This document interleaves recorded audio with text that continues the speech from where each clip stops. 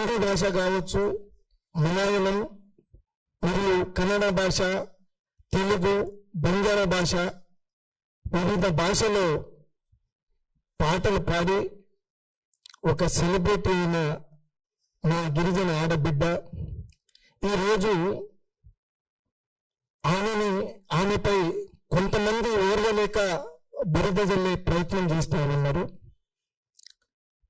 నేను మీడియా మిత్రుల ద్వారా సూటిగా ఒకటే ప్రశ్నిస్తున్నా, నీపైన వస్తున్న ఆరోపణలు ఎక్కడైనా ఆధారాలు ఉన్నాయా? మరియు బాధ్యతలు మరి మా చేతులతోటి మేమే మందికి ఇచ్చినాం, సింగర్ మందికి ఇచ్చినామని ఎక్కడైనా మీడియా ముందుకు వచ్చి చెప్పినా? అంటే ఒక గిరిజన జాతిలో ఒక ఆడబిడ్డ ఎదుగుతే ఇంత అవమానిస్తారా? ఎవరికైనా కుటుంబాలు ఉంటాయి. మరి ఒక ఆడబిడ్డని ఎటువంటి ఆధారాలు లేకుండా ఇట్లా బయట లాగడం కరెక్ట్ కాదు. అదేవిధంగా కొంత మీడియా వరకు మరి కొంతమంది మీడియా మిత్రులు ఆ అమ్మాయిని ట్రోల్ చేసి మరి దారుణంగా పదే చూపిస్తూ ఆమె ఏదో స్కామ్ చేసిందని మరి చూపిస్తున్నారు. మరి ఇది నేనైతే కులవీక్ష అనేతోటే నేను భావిస్తాను. మరి కొంతమంది మీడియాలో మన సుమన్ టీవీ ఛానల్ రోషన్ గారు, అదేవిధంగా మన తొలి వెలుగు రఘు గారు, మరి వారి దగ్గర ఎంతవరకు కరెక్ట్గా ఆధారాలు ఉన్నాయని మనకు తెలియదు. మరి సుబ్బారావు గారు హైకోర్టు అడ్వకేట్, మరి ఒక న్యాయవాది, ఆ న్యాయవాది బాధితుల తరపున న్యాయబద్ధంగా చట్టపరమైన కోర్టులో కొట్లాడాలి. మరి ఆ సుబ్బారావు గారు స్టూడియోల చుట్టూ తిరుగుతుంటే అప్పటికైనా మనం గమనించాలి.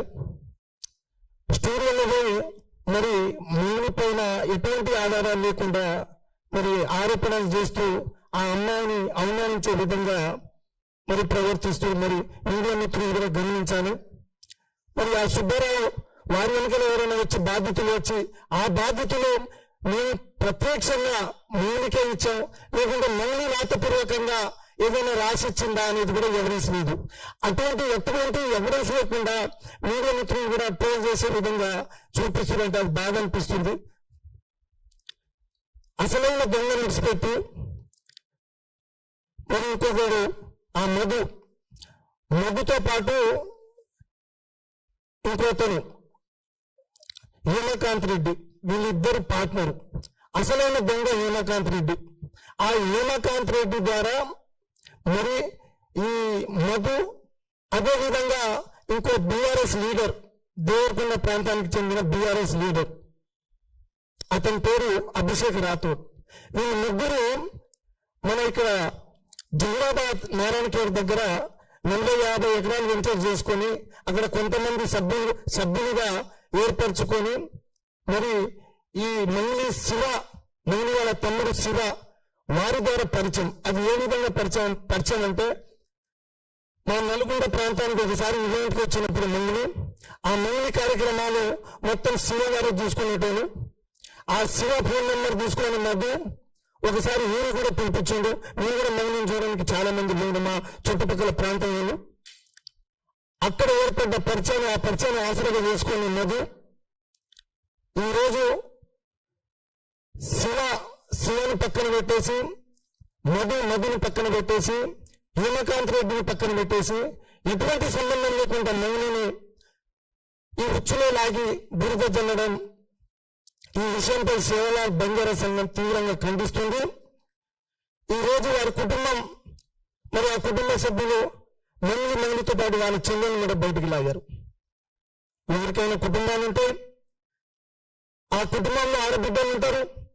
మరి ఎటువంటి ఆధారాలు లేకుండా ఇట్లా రోడ్డు మీదకి లాగి వారి పరువుకు భంగం కలిగించే విధంగా ప్రవర్తిస్తే గిరిజన జాతి సహించదు. మౌని కుటుంబ సభ్యుల మీద సభ్యుల వెనుకల గిరిజన జాతి ఉంటుందని మీడియా మిత్రుల ద్వారా నేను తెలియజేస్తున్నా. ఈరోజు ఒక పచ్చి నిజం మీకు చెప్పాలి.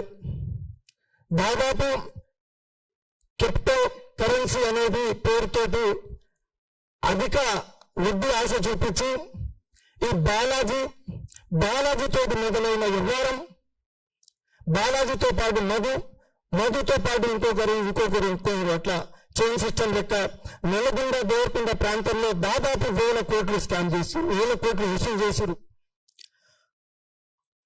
1000 కోట్లు వసూలు చేశారు. బాధితులు దాదాపు 5,000 మంది బాధితులు ఉన్నారు. నల్గొండ ప్రాంతానికి చెందిన వారే. అందరూ 99% గిరిజన జాతి బిడ్డలే. రైతులు, ఆటో డ్రైవర్లు, 20 నుంచి 35 సంవత్సరాల లోపు యువకులే. 15 రూపాయల నుంచి 20 రూపాయలు వడ్డీ ఆశ చూపించి నల్గొండ ప్రాంతంలో 3-4 ఆత్మహత్య చేసుకున్నారు. మళ్ళీ ఆ రోజు బాలాజీ నాయక్ గారు అక్కడున్న నల్గొండ ప్రాంతానికి ఉన్న మంత్రి కోమటిరెడ్డి వెంకటరెడ్డి పేరు చెప్పారు.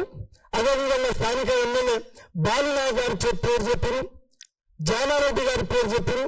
వీళ్ళందరూ నా వెంటనే ఉన్నారు. మరి ఆ రోజు ఎందుకు మీడియా చూపించలేదు? మరి ఆ రోజు 5,000 మంది బాధితులు మరి బాధపడ్డప్పుడు, 3-4 చనిపోయినప్పుడు మరి రాజకీయ నాయకులు ఎందుకు స్పందించలేదు? ఆ ప్రాంతానికి చెందిన బాలునాయక్ ఎందుకు స్పందించలేదు? ఆ ప్రాంతానికి చెందిన ఒక మంత్రి ఎందుకు స్పందించలేదు? కాంగ్రెస్ పార్టీ సీనియర్ నాయకుడు ఎందుకు స్పందించలేదు? అంతమంది మోసపోయారు, అంతమంది సరిపోయారు. ఆ రోజు టీవీలో వచ్చినాయి, పేపర్లో వచ్చినాయి. మరి ఈ రోజు ఎటువంటి ఆధారం లేకుండా మురళి గారిని ఈ ఉచ్చులో లాగి బురద చల్లడం కరెక్ట్ కాదు.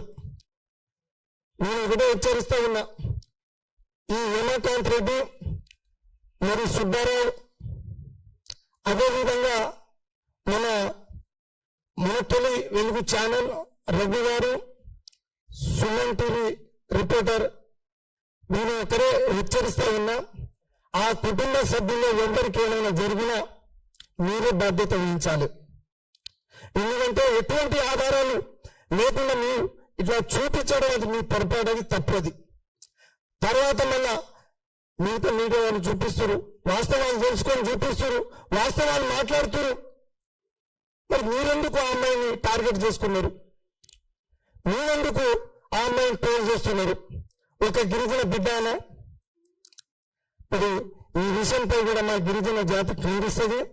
ఇప్పుడు సేవలాల్ బంజారా సంఘం ముఖ్య సలహాదారులు వెంకటన్న గారు మాట్లాడాల్సింది కోరుతాం.